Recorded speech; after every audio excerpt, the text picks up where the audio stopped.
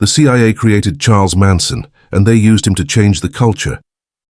Manson had been in and out of prison for more than half of his life. He was so institutionalized that he once begged to stay in prison.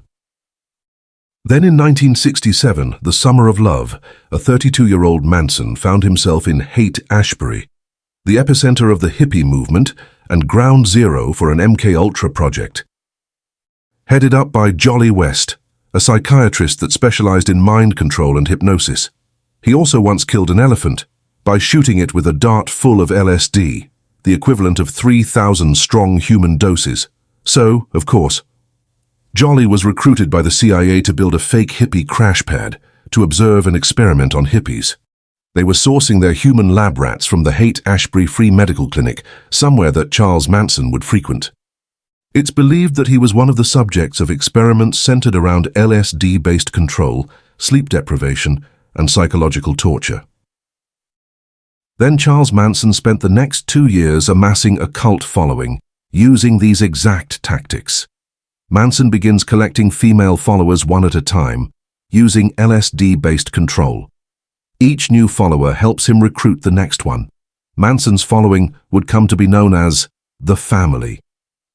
One day he takes 20 followers, loads them onto an old school bus, and heads south to Spahn Ranch just outside of Los Angeles. Now completely isolated, Manson continued dosing them, giving them nightly sermons, and orchestrating group sex. At this time, Manson and the family seemed to operate with complete immunity from the law. In 1969, he was arrested 6 times on weapons charges, grand theft auto, and credit card fraud, and released every time. All this time, Manson was on federal parole with the strictest supervision possible. Back in San Francisco, his parole officer was Roger Smith, who dropped his caseload from 40 parolees down to 1, just Manson. And to make things even weirder, Roger Smith had taken legal guardianship of Charles Manson's son. By now, Manson had stripped away the identity of all of his followers. They hung on his every word, and his ideology became more and more unhinged. The Beatles had just released the White Album, and Manson thought they were sending him coded messages in the music. The helter-skelter ideology was born, a prophecy of an apocalyptic race war, which led to the most infamous string of murders of all time. 8.5 months pregnant movie star Sharon Tate and 4 others were at home when 3 members of the family broke in.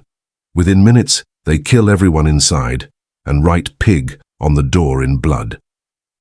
The following night, the family goes out to murder again, and this time, Manson goes with them. They break into a couple's home and brutally murder them, writing messages on the walls in their blood, and even carving the word "war" into one of the victims' stomachs. Manson was arrested a few months later. The theory goes, the CIA used Manson and the family to carry out these unspeakable acts. This explains how Manson was able to operate with such leniency from the federal government, how a barely literate ex-con suddenly mastered mind control, and how these atrocities were used to delegitimize the counterculture. The CIA wanted to use these atrocities to delegitimize the counterculture. These murders marked the end of the hippie movement, or at least, that's the theory.